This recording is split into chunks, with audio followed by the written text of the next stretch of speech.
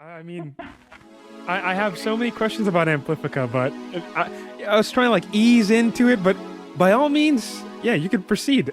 I'm happy to hear about Scoop 3, osteopatin, and just what the research in the pipeline at Amplifica, like what's actually going on, because so many people are interested in hair growth stimulants and what it could potentially do for them. He looks at these people who have hairy moles. You see a hairy mole on a person? Yeah. A little black mole, and they got a bunch of hair growing out there, and you have to cut the hair because it grows as long as your head hair. Okay, so he says, now there's something wrong here. He says that mole shouldn't be growing scalp hair. So he says there must be something unique. So what he did is he took the mole, ground it up, a human mole, and ground it up, and then he ran it through a machine called mass spectrometry. And he identified all the proteins that were there in the mole. And he identified hundreds of unique proteins. And then he skimmed those down to the top 20. And then he skimmed them down to the top 5. And all of a sudden, we had drug candidates that needed to be tested. Oh, wait, sorry. So if I am to cut in real quick, there is a current clinical trial ongoing right now. Correct. Okay, wow. That's really cool. This is a very different approach, because what this does, it literally kicks a hair follicle and makes it grow. It just activates the hair follicle. And the other one would have an injection of, let's say, osteopatin, one of the drugs you're talking about. Welcome back to another episode of the HairStacks podcast. Before we formally start the video, I want to address a couple of things. First, I need to ask the members of the audience to be mindful of the audio quality in this episode. While interviewing, I was only able to get our guest on the telephone and not on a voice over IP service like Zoom or Discord. As a result, the quality of the audio is not up to our usual standards. However, the content is incredibly valuable, and I believe it's important to share it with you all. So please use the timestamps provided to navigate throughout the video and make an effort to pay close attention. Apologies for the quality. Additionally, if you enjoy the content we produce and want to support the channel, there are a few ways you can do so. You can donate using the links in the description, or you can become a channel member for as little as $2 a month. Your support helps us continue to create and share valuable content with you. Thank you for understanding and for your continued support. Now, let's dive into today's episode. Hello, everyone, and welcome to the HairStacks podcast. Today, I'm with a very special guest, the renowned Dr. William Rassman, who has pioneered not only in the medical and cosmetic field, but also in many fields of business, owning many patents to his name. When it comes to hair transplants, Dr. Rassman is especially known for pioneering the FUE hair transplant procedure. So, without further ado, Dr. Rassman, could you also introduce yourself to the audience, to those who may be unaware? Hi, I go by Bill Rassman to people who know me, and I've been in the hair transplant business since 1990. And when I entered the business, I was fortunate to have watched and spoken to many people that received the technology that was the standard of care from 1959 to about the time I entered the business. And that was these big plugs that were put in the head. And people would have 30 to 50 a day. For once a month, they come in for a day. They get 50 plugs put in there about the size of pencils. They would drill that at the back of the head with something like a Black & Decker drill that was hollow. And they would be moved to the front, and then these grafts would grow. And then 1 month later, they come in for another set, and they kept coming in and it never ended. Some people would go for 6 or 10 or 12 or 14 surgeries, and they'd never get their end results. And the patients were all thrilled to have hair, but they were not thrilled of the deforming nature of the hair and the hair transplants at that time. There were many victims of hair transplants, and amongst them were people who you all know, Joe Biden, Donald Trump, were two examples of people that have had it, that have had kind of old type work. You had Frank Sinatra as an example. So I could keep going on and on with all of them, and many of them I've met, and some of them I haven't, but I know most of the stories. So I came up with the idea that that when I looked at the hair and under a microscope, I saw that hair grew in these little groups, follicular units we call them today, of 1, 2, 3, 4 hairs each. So I took a strip of hair out of the back of the head, which was different from the drilling technique that was used at the time. I would sew up the scalp after removing a strip of something like a piece of bacon, if you don't mind the metaphor. And then I would dissect these things up into little follicular units and then put them in the way God would have put them in had God been the surgeon. And I started doing that as soon as I hung my shingle. It took me about a year and a half of investigation and visiting doctors all over the United States to understand what the standard of care was and what patients liked and didn't like. And then once I understood what they wanted, I gave it to them. And I figured out how to do surgery to do this. I, of course, wasn't very welcome in the business at the time because the doctors had a nice little game going. They made good money at 50 grafts a day and doing 2 or 3 patients per day. And they didn't like this upstart called Rassman coming in there and changing the whole nature. And they would go home by 3 o'clock and get at least a half a round of golf in or something like that. And this procedure I came up with was a surgery that started at 7 or 8 in the morning and would go to 6, 7, 8, 9, 10 o'clock at night, depending on how many grafts I did. Oh, wow.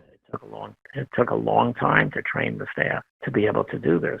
I went to medical meetings and I made the decision to publish everything I did in public peer-reviewed medical journals, so that that what I did would become a standard of care. And it quickly got to the attention of many of the old-timers who just didn't like it. And at the meetings, there were big debates, I would call it, it's a nice term, where I'd be called up on the stage and a gang of people would go at me for doing this terrible thing that was awful. And I would always defend that. And then in 1994, the IRHRS had a meeting in Las Vegas. What I did to dispel the myth is I brought 23 patients. They went up on the stage, and I showed the pictures of them. And before you knew it, the entire meeting stopped. And the doctors wanted to call a break, and they wanted me to line the patients up so that they could actually review the patients themselves. And he said to me after the meeting, he says, "Dr. Rassman, why were people pulling on my hair?" He says, "People were yanking on my hair, and it didn't feel very good." And I told them that they were just trying to believe, what their eyes were seeing. And of course, that changed everything. That set the new standard. And at that point, everybody in the world, all the patients by that time had already heard about me. So I had patients buying it. And I was backed up 9 months to a year of surgeries. And I had 4 operating rooms and 3 or 4 doctors working for me trying to keep up with the surgeries, and we couldn't keep up. And other doctors figured out I had to have something good going. They started copying it.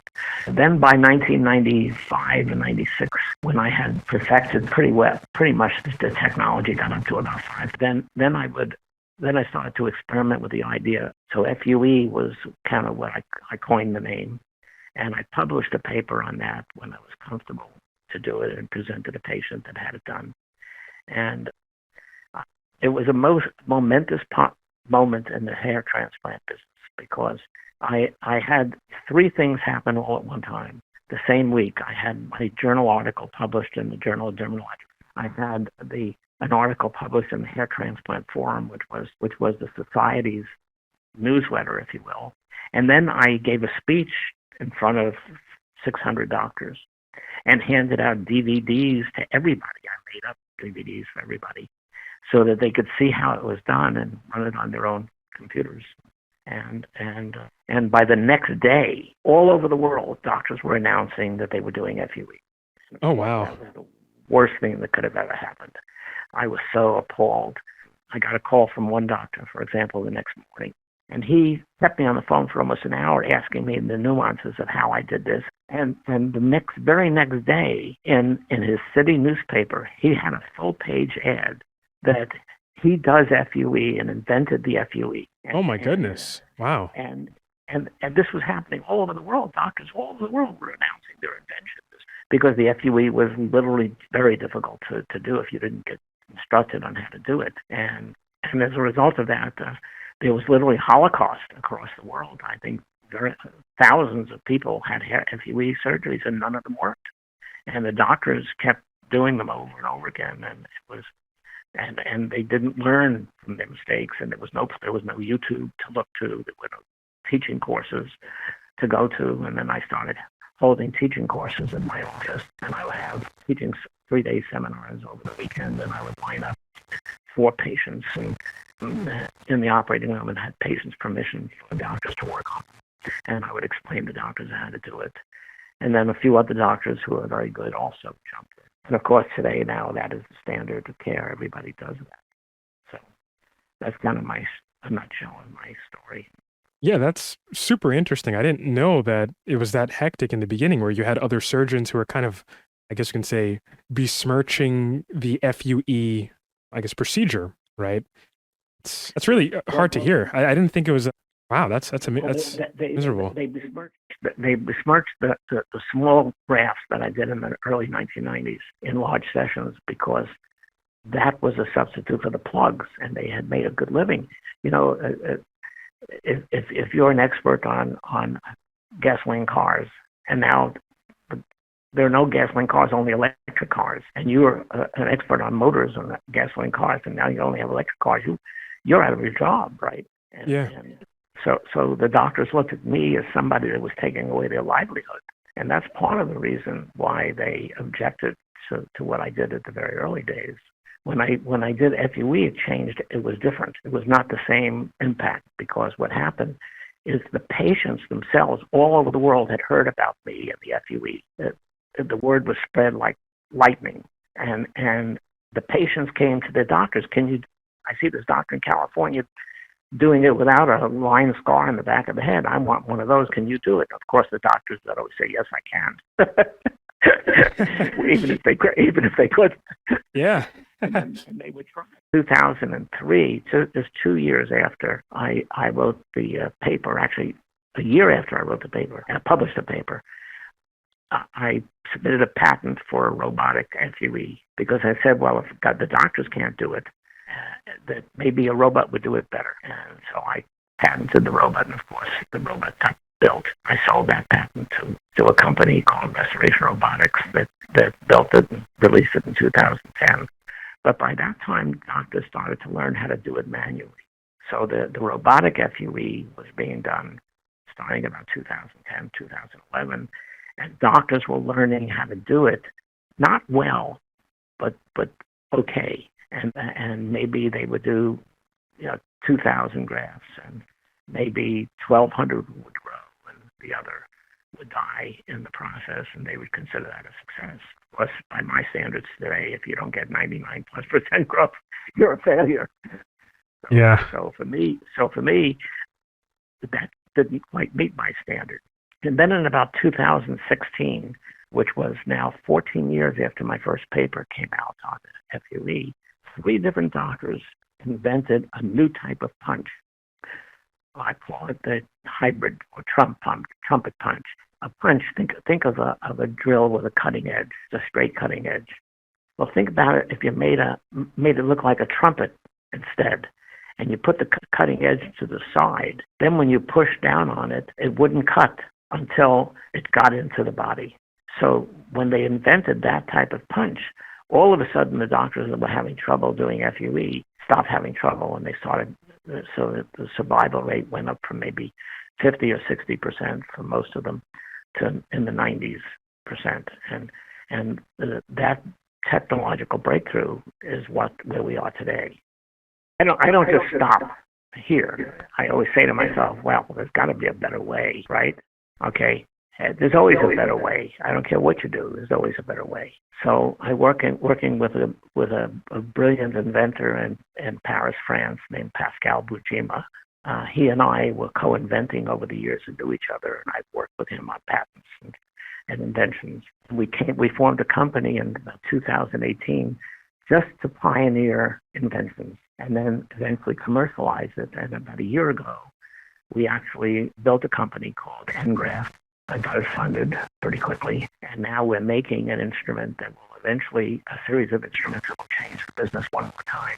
So now we're looking at a 7 to 10 hour surgery that has between 5 and 8 people assisting the surgeon doing it, working all the time with tedious work and lots of places for failure in the system because of human error and mishandling of grafts, to a new operation that I envisioned that will last an hour and a half. Do it Oh, in my. 1.5 hours. Wow. One or two people, and I've got the technology now patented already. And the first of the instruments of that we're now testing, and we'll be introducing that at the IRHRS meeting in October, November of this year. And we'll be putting them in some strategic doctors' offices.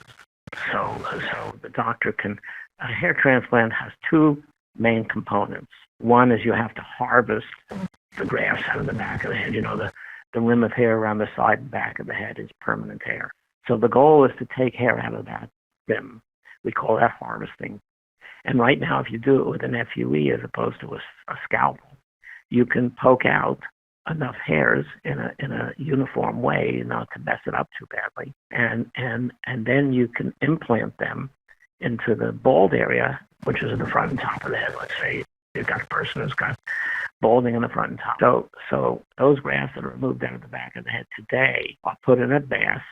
They're kept, and they're kept so that they don't die. And then at some point later, hours later, they moved to the front, and then the team that was doing the harvesting now switches their attention to implantation, which is putting them into the bald area. We call that implantation to the recipient's area.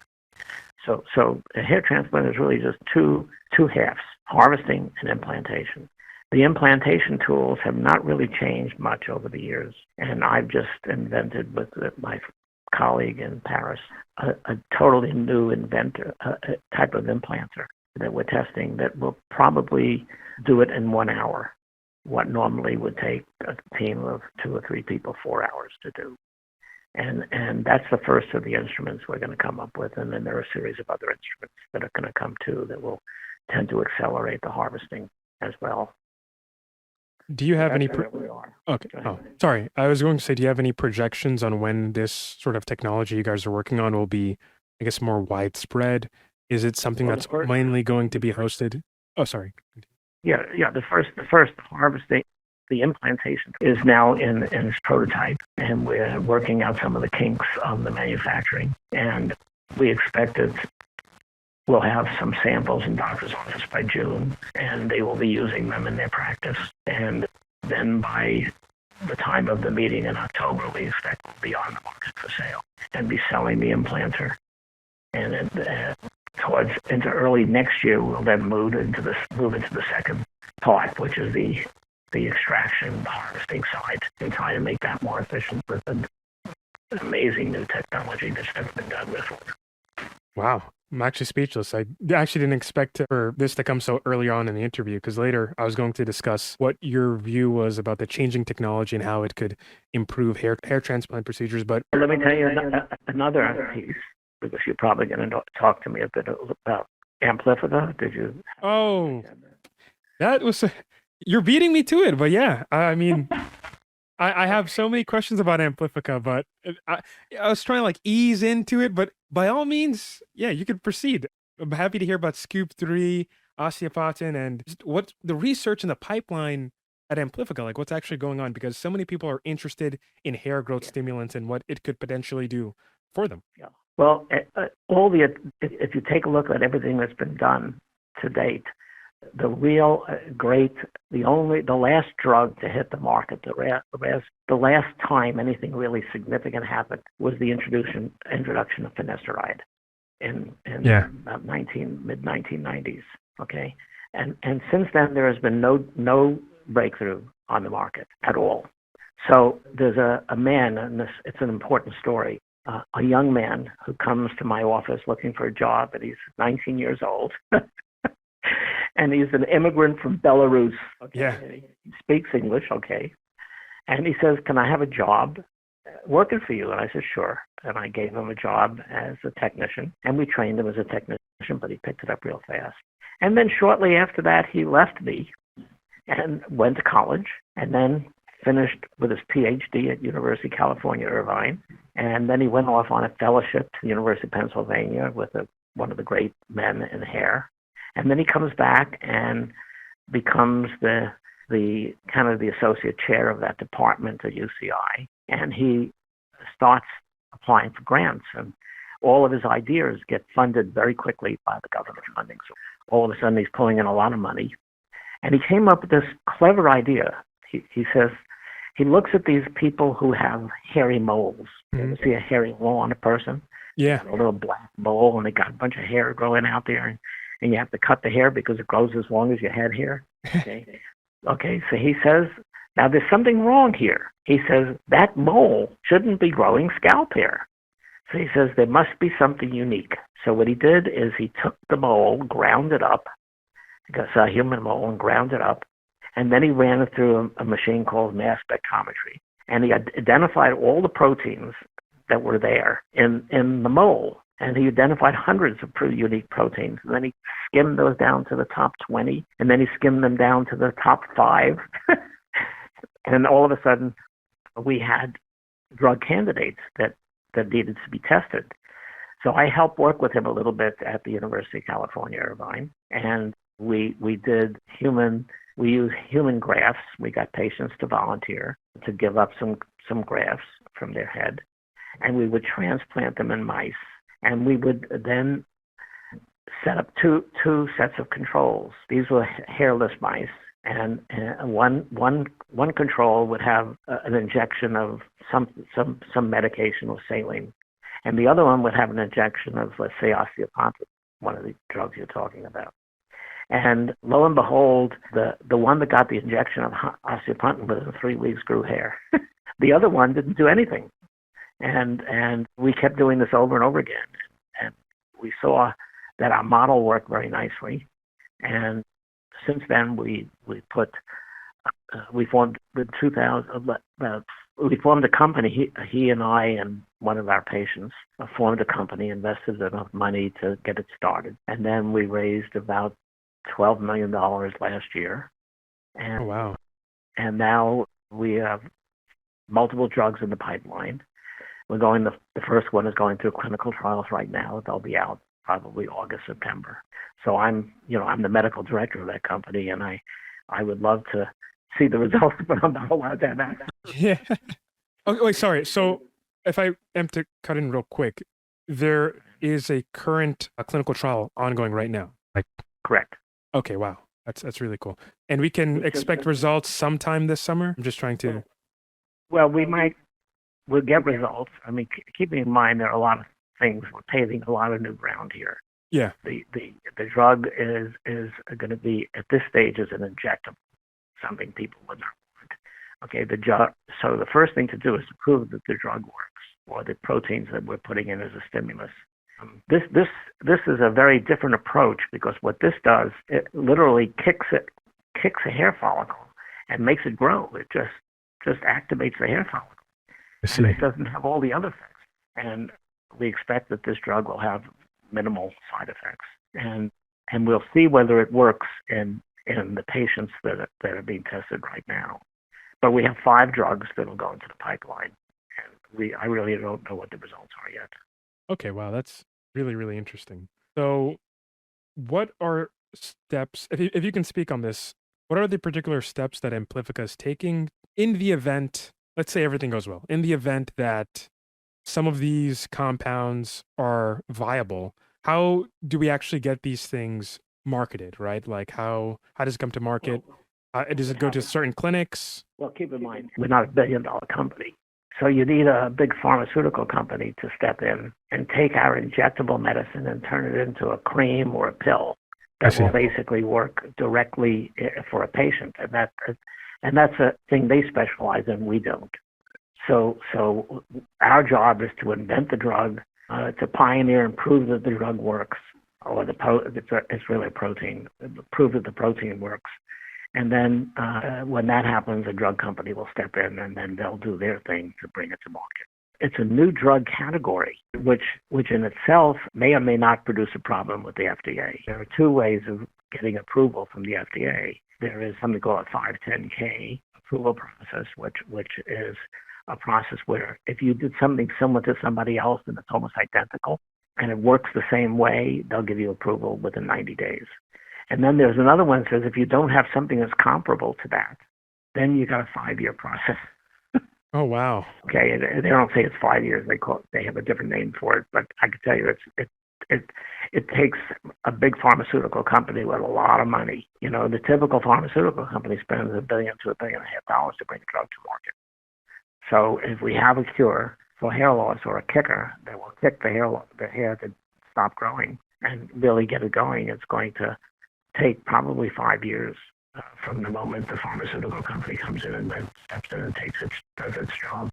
I see. So to reiterate, it's the goal of Amplifica to actually prove that some of these, I guess, peptides or molecules are viable, and then from there, a bigger pharmaceutical company would potentially take it.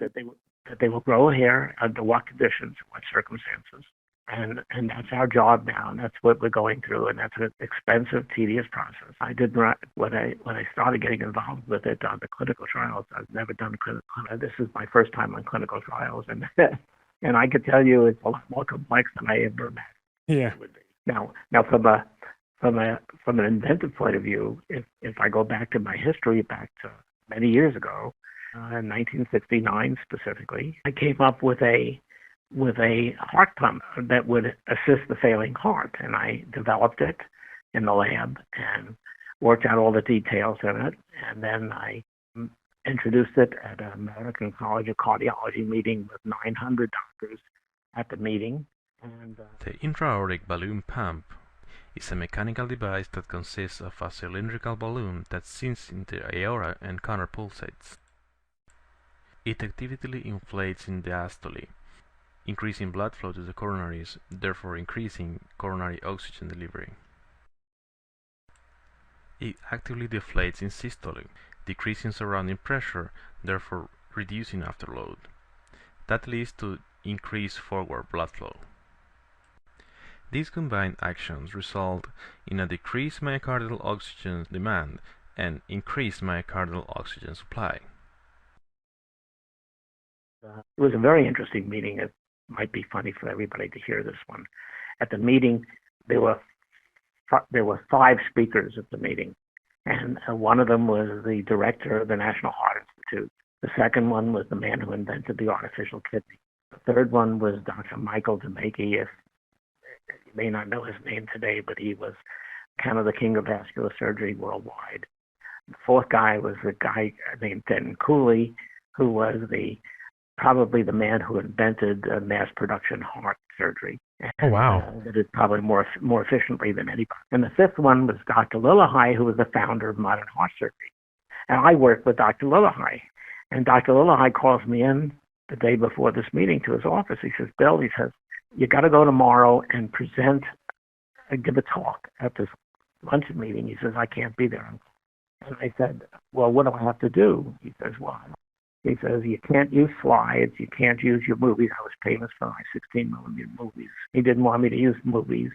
He says, you can't use any known prompts. And I'm going to be sitting up on the podium with these 4 world-famous, world-class people. And Bill Rassman, who's a guy who nobody ever heard of, was going to give a speech in place of Dr. Lillehei, which everybody was waiting to hear. He was the last speaker, by the way.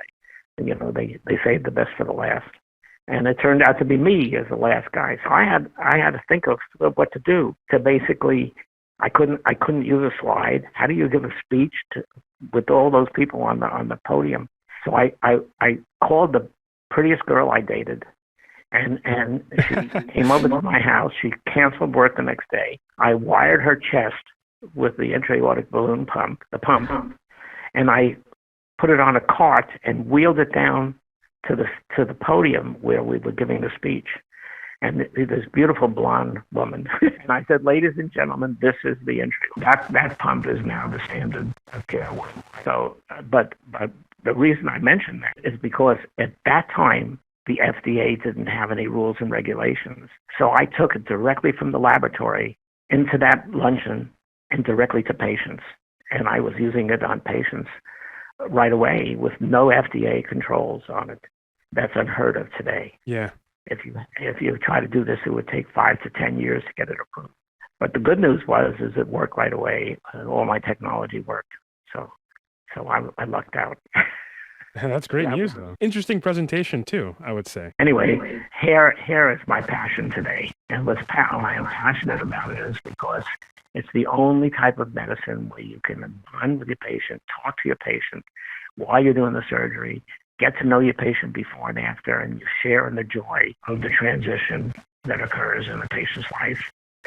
And so many famous people that I've done surgery on have told me that it was transformational for them. People that, I can't mention many names, but people who basically think that I gave them their careers. But what happened is that they developed such confidence in themselves, and they didn't worry about the hair at the head anymore, and they didn't worry about how they looked, so they could focus on what their art was, and they became great singers or great actors or great businessmen. And freeing the burden of balding freed up a lot of people. And it's been a wonderful experience for me. And in my entire life, I used to do big time surgery, and when I did general surgery and heart surgery. But of all these things, of all the things I've ever done, I've never had so much satisfaction as I have, not only inventing these operations, but by giving them to patients and allowing the patients themselves to go through this transition and this transformation that they get. And they're just amazing, the number of friends I've made in this business as a result of that. What else would you like to ask me? In your practice, have you noticed the efficacy of finasteride wane over the years? Would you ever recommend and use Dutasteride on a patient? Okay, I don't use Dutasteride, and I'll tell you why. I use Finasteride, and there are excellent studies done that show that Finasteride maintains its effectiveness for years, decades. The best study I showed actually showed a comparison between people who've been on Finasteride for 10 years and people that were not on any drug at all. And the amount of hair loss is dramatic on the people who took nothing, and the people who stayed on Finasteride stabilized. And many of them either had slow hair loss or stable hair loss, no hair loss at all. I see. And I see that today because almost all my patients from the 1990s and the 2000 period have been put on Finasteride, so they all have hair. So their native hair never got lost. So I think that's important. Every once in a while, somebody, 55, 60 years old, who's been on Finasteride for 20 years, they say, hey, I don't need this anymore. Look at me, look how good I need. I'm not dependent on this pill, and they stop it. And then 3 months later, they call me crying. I can't believe I did this. I don't believe I did this. God, if I put me back on it, will it all come back? So the drug is a good drug. And the main reason I use Finasteride is because its half-life is 4 to 6 hours. In other words, it only lasts in your bloodstream. Half of it is gone in 4 to 6 hours. And every 4 to 6 hours, there's only a quarter left. And 4 to 6 hours later, there's only an eighth of it left. And eventually, it's out of your system in a day. Yeah. But Dutasteride has a 4 to 6 week half-life. Okay, so that lasts for months. So if you end up with side effects, you can't get rid of the side effects if you stop the drug. For those that can't use oral Finasteride, have you thought about moving them towards a topical kind of route? Yeah, there are two types of topicals. There is a regular topical that you could buy, which puts the Finasteride itself in a solution, and then you apply it to your scalp. But that goes through your scalp and gets into your body. So there are some good studies that show that most topical Finasterides you apply to the scalp, and they just go right into the body. It's just another route of administration. It's true for Minoxidil also. I just had a guy today who spoke to me, and he saw his cardiologist, and he was on topical Minoxidil, and he had rapid heartbeats and a lot of changes with palpitations and stuff like that, all from the oral Minoxidil, the topical Minoxidil that he was applying to his scalp. I see. So here, that's a good example. You put it in your scalp and you think it stays there. It doesn't. It just goes right through into the body. But then there's another type of finasteride, something called a liposomal finasteride. And that means that they embed the drug into a fat called a liposome, and then they put that on the scalp, and about 82% of it stays there. It doesn't go systemic. So for people who have side effects and who still want the drug, I will then prescribe the liposomal. The problem with liposomal is twofold. One, it's expensive. You can buy at Costco the pill of finasteride for $30 a year for a year's supply. But if you use the topical liposomal, it'll cost you probably $800 a year. It's a big difference, 30 versus 800. And the second thing is it only works where you apply it. Yeah. So if you're losing a lot of hair elsewhere, it's not a very effective medication to use to try to cover the whole head. So that's a problem. But it works really well on the hairline or the crown or places like that. And so many of the people I have, and they've gotten nice results from it. Now, I would assume that most people that come to your practice are seeking hair restoration treatment for androgenetic alopecia or male or female pattern baldness. However, there seems to be some discussions on the conditions of DUPA and retrograde alopecia. For DUPA, also known as diffuse unpatterned alopecia, the entirety of the scalp takes on a more diffuse appearance. At the same time, we have retrograde alopecia, where the parietal lobe and at times occipital lobe, so for those in the audience that would be the sides and back of the head, presents with a thinning and miniaturized appearance. For patients like this, how effective are treatments like Finasteride and Dutasteride? Are they ever good candidates for hair transplants? Minoxidil works well on some of these people. For people with DUPA, which is many doctors believe that if you really want to understand DUPA, you have to look at the female who's balding and has generalized thinning. And those women have what you can call DUPA, and that's intrinsic to the females that have it. But for men, it's very rare. So if you're a male that has that, then you're not a candidate for a hair transplant because the hair in the back of the head just fails, and so that's not a good thing. So if you then transplant that hair and you get a failure, you spent a lot of money, a great deal of hope, and then everything just didn't work out. So doctors have to make the diagnosis. In terms of retrograde alopecia, that's when you lose hair on the neck and at the base of the skull. It works its way up. And is common, and that's a genetic factor. And minoxidil sometimes works on that. Some men have problems with the beard growth, and they use minoxidil for that. Topical or orally, it works. The problem with topical minoxidil as a drug is that only about 40% of men find it effective. Yeah. Because the skin requires a special enzyme, and only 40% of men have that enzyme in the scalp. So if you take it orally, it doesn't make any difference because the liver has the enzyme, so it converts it into its active form, and then it works. So oral minoxidil works very effectively on many men. I just got a picture from a guy today and posted it on a fellow who literally reversed his entire hair loss on minoxidil. And I would have thought it would have been a finasteride reversal. Wow. So we get sometimes good responses from that.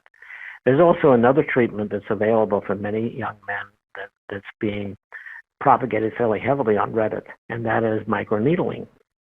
And they buy a microneedling device. The one I particularly like is something called a Dr. Pen device that sells on Amazon, and they tell people to buy the one with 36 needles and has the depth of about 1.25 millimeters.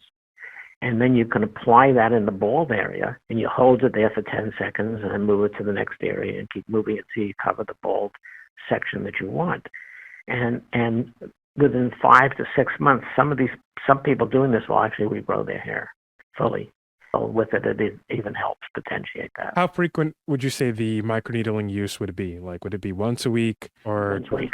Okay, once a week, I see. And you probably have to keep it up to some maintenance program, maybe once a month. I don't think there's any long-term studies on this, but some of the results, if people want to see the results, they can go to Balding Blog, baldingblog.com, which is a website I've got. I've got a lot of examples of microneedling.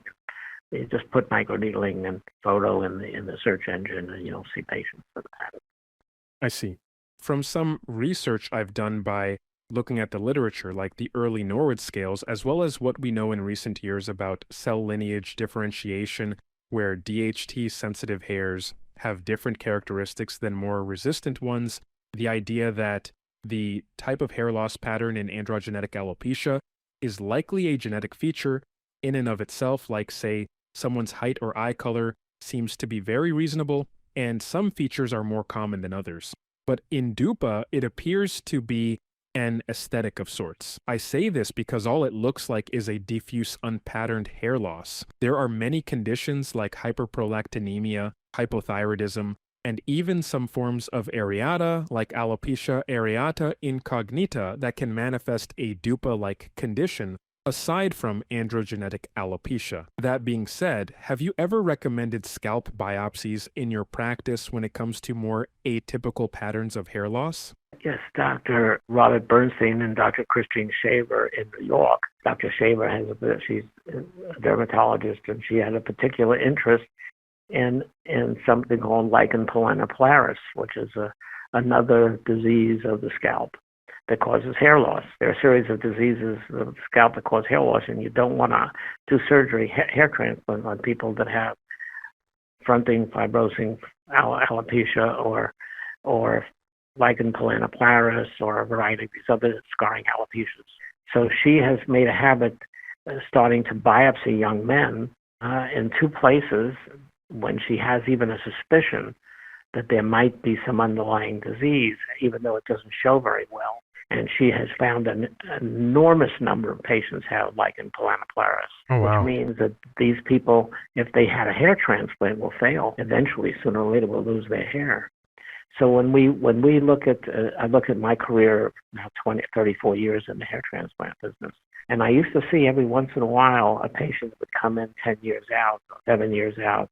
I even remember somebody 3 years out that came to me and he had a beautiful head of hair after the surgery. And then all of a sudden the hair started to fall out. And I always used to think of the hair around the side and back as permanent. It never went away. But at that time, I didn't understand that these people probably had Lichen planopilaris and had this autoimmune disease in the scalp. And it was just inactive. And then as they got older, it became active. We find these diseases far more common in women than men. And for that reason, because they're so common in women, the doctors haven't thought of this as a male disease. And yet it is a male disease. And Dr. Saber is basically writing this up now for publication. So I think that this is an important observation. And so to answer the question, you make bad diagnosis. I see. I think if I'm suspicious of something, I'll biopsy it. From what I see on websites like Reddit, people often suspect that they may not only have androgenic alopecia, and because not everyone is getting a biopsy, it could be the case that issues like Lichen planopilaris and other conditions are often overlooked. The problem in the hair transplant industry, and I don't mean to be too accusatory, but there are many doctors that enter this business that just learn how to do FUE and they don't learn dermatology of the scalp. And if they don't learn dermatology of the scalp and the diseases of the scalp, then they're going to not recognize these diseases, and then they're going to transplant these people as they develop balding, and then they're going to fail maybe 3 or 5 years later. Yeah. And when they failed in my hands down the road, and this, by the way, in my practice, the numbers that would fail were about 3% that would fail out there in 5, 10, 15 years later. But I'm sure that those 3% were Lichen planopilaris, and a diagnosis that was never made.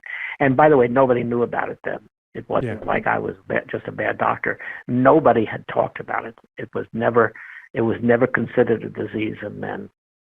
And sure as hell it is. Minoxidil has more commonly been used topically for decades now. However, there has been some hype recently about oral minoxidil. Many people use it, yet some are concerned about its safety, primarily due to the lack of rigorous studies on the topic. Specifically, there was a retrospective study of 1,404 oral minoxidil users that showed that oral minoxidil appears to be safe. However, the authors of this particular study mentioned that side effects pertaining to oral minoxidil appear to be dose independent. Furthermore, the study did not choose to include patients that quit using minoxidil before 3 months. This is an issue because it creates a bias in the study design where people who may have severe side effects may often present them in earlier use, so perhaps within 3 months' time.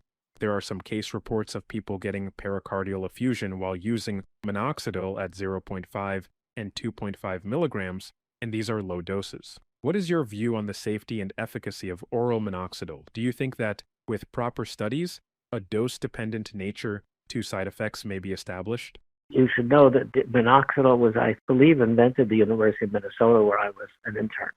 Okay, and it was an antihypertensive drug, and it was a lousy antihypertensive drug, so it brought your blood pressure down. But the doctors who used it for high blood pressure found that they couldn't control the blood pressure of a lot of people.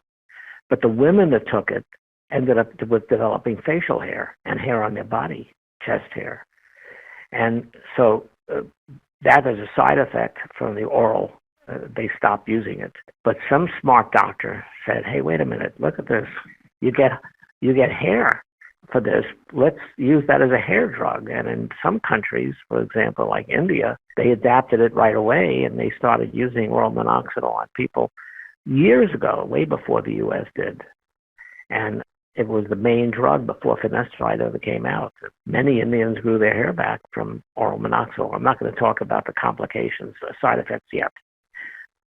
Dr. Sinclair in Australia did some really detailed work, and he's probably the best researcher in the business. And he has been a promoter of the use of oral minoxidil as a drug for hair loss. But he puts you on warnings that there are side effects that you have to be aware of. And of course, the worst side effect is the heart side effects. And people get some warnings if that happens. It's not like it comes on all of a sudden. Most people that develop a pericardial effusion, by the way, a pericardial effusion means the heart, is contained in a sac inside the body. So if you look at the heart, there's a sac around it called the pericardium. And what happens in these people who develop pericardial effusion, water or fluid goes into that sac, and the heart can't receive blood, so it slows down its pumping. And then water backs up. So your feet start swelling, your fingers swelling, your face starts swelling. You start notice swelling every place. And that's a warning sign that you better stop the medication, as an example. So, yeah. But generally, up until just recently, doses under 2.5 milligrams a day were thought to be safe for oral minoxidil, safe from that complication of pericardial effusion. But just recently, a case was reported on 0.25 milligrams, which was a very small dose. So there is occasional cases that show that people get the side effect from very low doses, but most of the time it's been dose responsive from my experience and from what I've read. So topical minoxidil has a problem too, because a lot of people buy these high percentages, like 10%. They find people they can buy over the internet 10% minoxidil and they apply it to their scalp. Well, let's assume that there are 60% of men that don't have the enzyme. So that 10% minoxidil goes through the skin, goes right into the body, and now you're overdosing your body on minoxidil. That's not a good thing. So one's got to be careful. I particularly like the oral minoxidil at low dose, and I prescribe that regularly on many of my patients. And I keep them aware of the side effects and the things to watch out: headaches, palpitations, things like that. So you are a surgeon here in the United States of America. Many people, however, due to cost of living adjustment and the price point reduction that comes with it, go to countries like Turkey for hair transplant procedures. At the same time, it appears that there is also a rise in butchered hair transplants as well. What are some assessments you make when it comes to determining if someone can get a hair transplant restoration in order to fix mistakes made by other clinics? Some of these people cannot be fixed. And they may end up just getting the head shaved and doing scalp micropigmentation on the whole head and getting all the scars addressed. And that can be done. That's the ultimate backstop for the worst case. For a male, not very satisfactory for a female, but it works for men. So I could take a man under worst case who's mutilated by the hair transplants. He's got pitting all over the scalp. He's got wipe out of the donor area from the transplant from you have too many FUE grafts taken. I can clean up the scalp and then do SMP on it and make it look pretty good. Okay, but that's the most extreme. Most of the time you could make them presentable. It depends on how badly the work was done. You should know that in Turkey, more than 95% of the clinics, and there are hundreds, probably more than 600 clinics there, 95% of the clinics are not legal. They don't have doctors. They don't have training. Oh, wow. And they're the ones that are doing much of the work, and they're doing terrible work.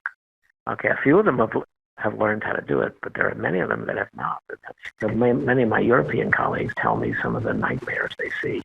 And of course, what happens is a guy goes over there because he doesn't have the money for the hair transplant, and then he gets a hair transplant for $2,500, and he thinks he's got a deal. And Suspiciously low. And he's got nothing left. His hair's gone.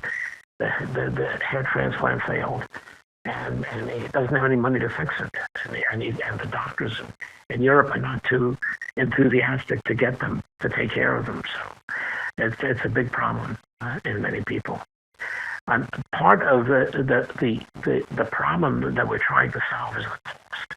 Of course, the cost in the United States is very high. It's higher than Europe, and the cost of a hair transplant here only hits the few people that can afford to raise that type of money.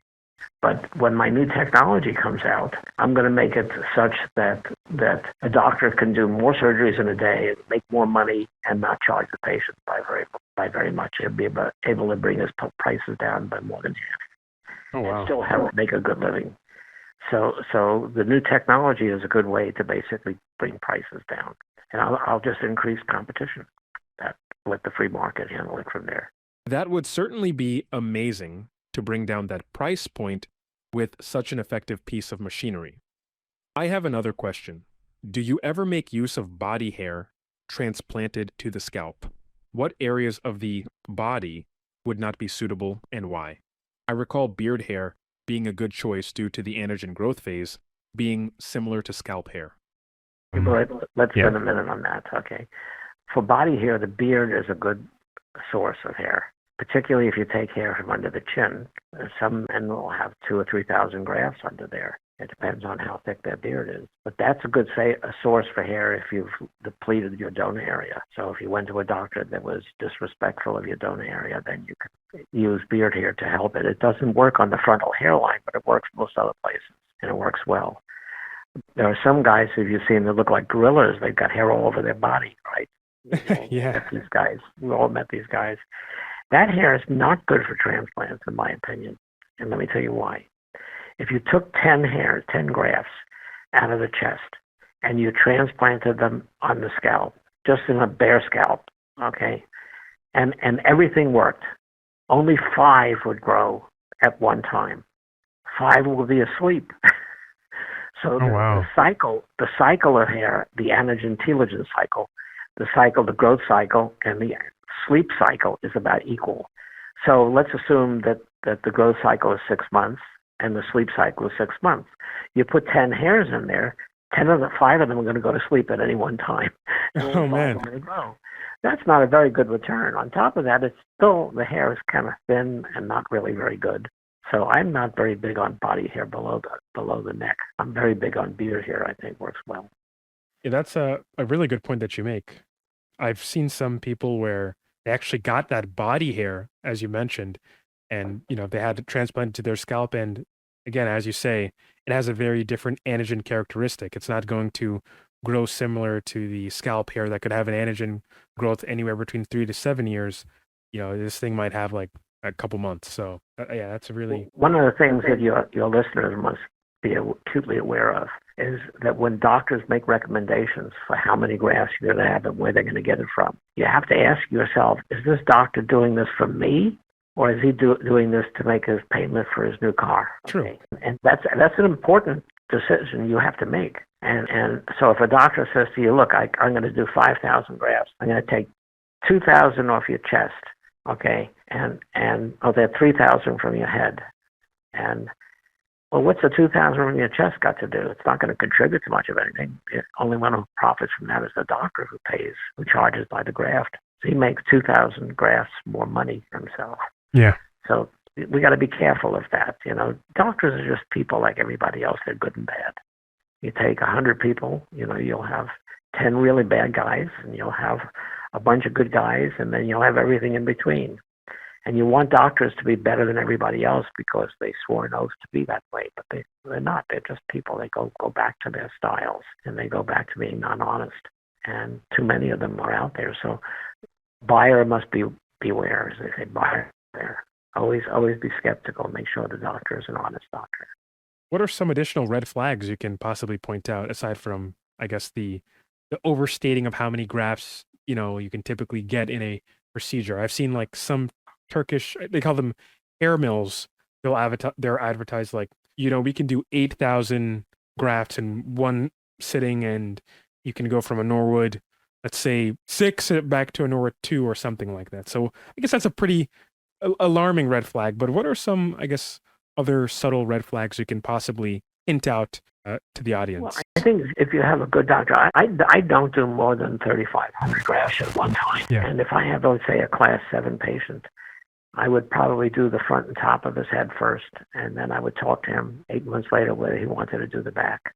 And if he wanted to do the back, then I'd probably put another 3,000, 3,500 back there.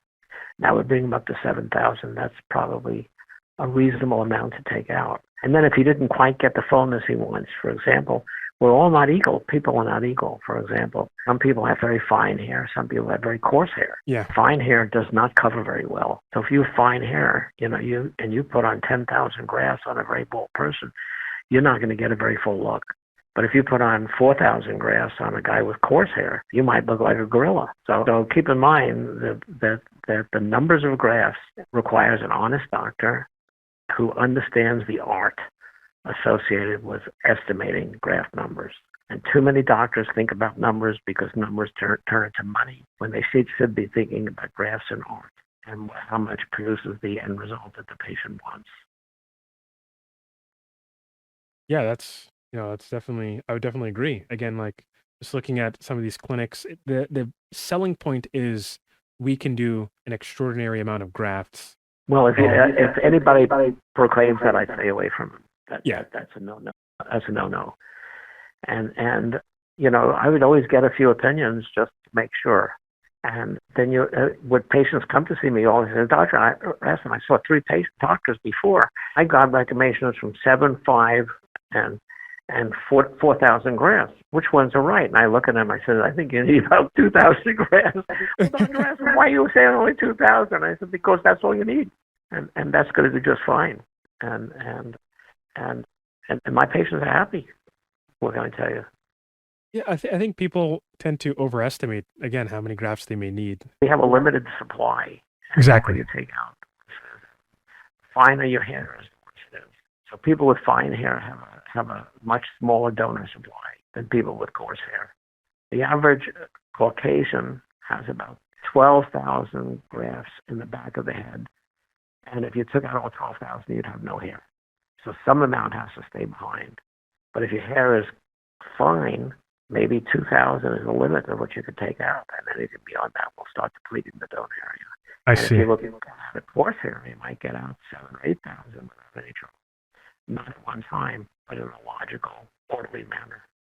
Okay, I guess when it comes to the more coarse hair types, depending on the curvature of the hair itself underneath the skin, I've heard different schools of thoughts where some people say the FUT procedure for people with those kinds of hair types would be more preferable because it would reduce transection, where other people say that, you can just go with the typical FUE, but you would have to try to attempt to accommodate for the angle. I guess in terms of the harvestability, right? What would you say is a more preferable path? Okay, well, let me frame it slightly differently. Say, people of African descent. Yeah. About most of them have very kinky hair, if you will, either very extreme curly or kinky. And there are 2 types of hair. There is hair that from people that came probably out of West Africa, where the hair is very brillowy and very kinky. Those hairs, you could do them by FUE or strip, either way, by surgeons that know what they're doing. Okay, and then there are many Africans from places like Ethiopia that have a finer kinky hair, and those hairs below the skin are straight. Oh wow! While the guys from East Africa, from West Africa, may have a corkscrew-like hair below the skin. So you just have to know what you're doing. You need experience, and I would always ask that of doctors and how many people they've done that are African. If you're an African looking for hair, would this carry on to other populations, other Caucasian populations who tend to have more, I guess you can say, wavier, curlier hair types? No, well, I don't remember ever seeing a Caucasian with really curly hair having anything but straight hair below the skin. Yeah, you really hit it out of the park in the beginning. Like a lot of those the questions that I had were just instantly answered. I guess I don't want yeah. the users to get bored. I remember that beautiful blonde woman that I brought before the cardiology meeting. Yeah, let's talk about it. I married her 2 months later. Oh wow. She's the mother of my 4 children. That's amazing. I guess just a question about what led you to the medical field? What brought you to it? I lucked out. I wasn't sure what I was going to be. I applied to medical school. I applied to veterinary school. I wanted to be a veterinarian, actually. But coming from Brooklyn, New York, you have to have large animal experience. And there are no large animals in Brooklyn that I know of. Yeah. Excepting the police that ride horses every once in a while, and I don't get access to fix them, to work on them. So I couldn't get into any veterinary school. I actually applied to Pretoria, South Africa, where I thought I could get in there. Oh, wow. Veterinary school. But then I got into a medical school in Virginia, so I went there, and it was the best decision I ever made. And that opened the opportunity for me to explore many of my abilities that I didn't know I had. And I have about 70 patents, close to 70 patents today. And I made some money on some of them, and some of them are very interesting and have nothing to do with medicine. Could you talk about the ones that don't have anything to do with medicine? That's pretty interesting. There were 2 that stick in my mind offhand. One is I got interested in alternative energy back in the early 1980s and was reading everything I could about it. And once in the middle of the night, I got a vision of how to extract oil from oil shale. So I went to my desk at 3 a.m, drew a picture, wrote a few things down, went back to sleep. At 6 a.m. when I got up, I had no memory of the dream, but I remember going to my desk. And so I go to my desk and I look at it, and it all comes back. And I go to a patent office, and within 1 week, I submit a patent on how to extract oil from oil shale. 3 years later, I get a rejection from the U.S. Patent Office on that because Exxon had filed the exact same patent 3 weeks before I did. Oh, man.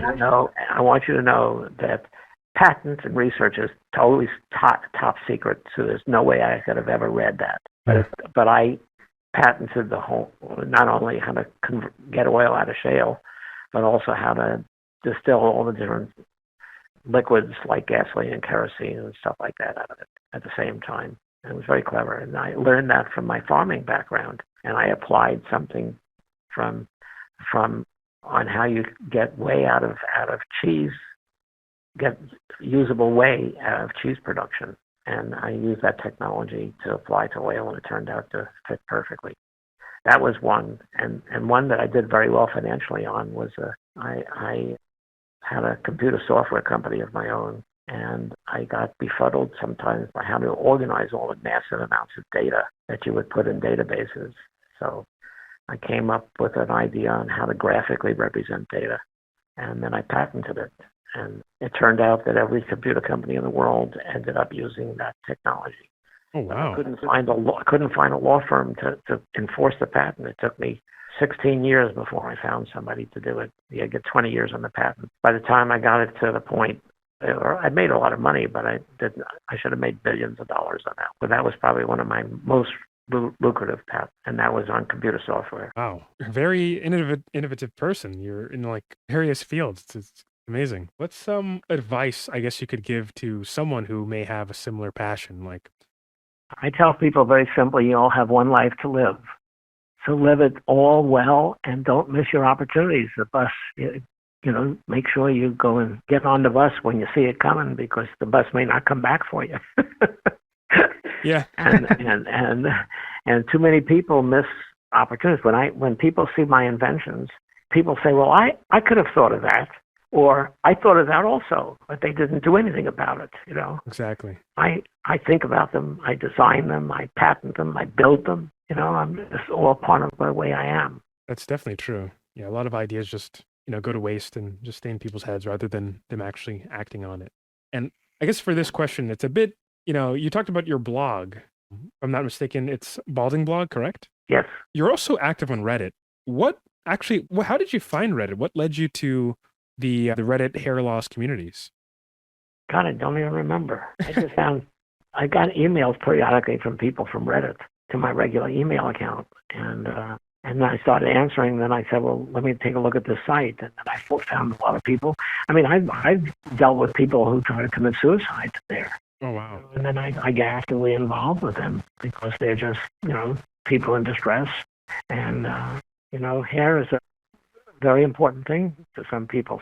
Sometimes it goes really, it's probably disproportional because it shouldn't be such a weight. But people don't maybe build up a great deal of self-confidence, and their physical appearance is so critical to them. So, physical appearance is so critical to them. So, way back in the hundreds of years ago, the number one killer for men, young men, was tuberculosis. And the way you would recognize a man with tuberculosis is he would be losing his hair because it's a wasting disease. Mm-hmm. So women quickly determined that the way to tell whether your husband's going to live a long time is you always pick a man with a good head of hair. Oh, man. So think about that. If you're balding, and 50% of the population is balding and they don't have tuberculosis. Okay, so what happened, of course, is men have always covered their heads with top hats. Think about the top hats at the time of Lincoln. Everybody wore hats and baseball hats today because people don't want to advertise that they don't have a full head of hair because they think they may not be attracted to sex. But at one time in our history, it was the determining mechanism for women to reject a husband. Loss of hair meant that he was going to die sometime soon. Oh, wow. And therefore, you wouldn't want to buy him. It wasn't a good bet to have children with him. A pretty brutal election process, I guess you can say. Sure was back historically. We found wigs back at the times of, we found wigs and skeletons that are 5,000 or 7,000 years old, and they were wearing wigs. Which persisted with the skeleton and everything else was gone. Yeah, I guess it's been a concern for eons for men. Yeah, that's right. We've had this curse on us for a long time. Many people say that if you have hair, you don't understand the psychology of a man who doesn't have hair. Yeah. Okay. I guess you mentioned something about tuberculosis, but I wanted to ask, have you noticed anybody that got COVID experience any sort of, I guess, hair loss conditions? Sure. Have they come in? Exactly, yeah. COVID is like any traumatic event. Any disease that you get down, if you've got the genes for hair loss, it could trigger it. Sometimes men may not have the genes to trigger it until they're in their 40s. They get COVID in their 20s and they go. Yeah, so there's definitely a relationship. Yeah. I've seen that in the literature. There's been a lot of reviews lately. A lot of studies that have been posted about people getting accelerated AGA, perhaps early onset AGA, or maybe even just strange cases of areata after, months after, getting COVID. So it's areata interesting. is precipitated by stress. But people who get areata have the genes for it too. Remember that. True. Exactly. Yeah. Has anyone with areata ever come to you? Perhaps they weren't aware that they had areata. But of course, they get hair loss when they come to me. Absolutely. What are some of the typical treatments you would suggest to them? Well, I send them to a dermatologist. I'm a surgeon, so. Yeah. I don't want to take up too much of your time. Maybe there are any closing remarks you'd want to let the audience know, especially when it comes to your robotic tool that you're working on, or anything. You can just mention it. Well, I'm just saying that I keep innovating and I keep patenting new things all the time, and I just everything could be done better. And I'm driven to be a contributor in my lifetime to society, and I don't care whether it's a heart pump or a hair transplant. It doesn't make any difference to me. And to me, it's just make a contribution, feel good about yourself, make it that you know that your life has been worth living, so that you got 2 minutes left to live. You can look back and say, I've lived well. I've done it all. I painted a rosy picture of the things that succeeded. I didn't show the things that failed. For everything that succeeds, you have a failure. And you have to have resilience and tenacity to come back. So that's another important thing to remember, that if you do something that you're driven by and you follow your passion, and something goes wrong, don't worry, just keep to it and figure another way around it, and it'll work. Certainly. Okay? All right. It was a pleasure talking to you today. Thank you so much, Dr. Rassman. Okay, and send me a connection on this thing, okay? Yep. Okay, thanks much. Bye. Okay, bye-bye.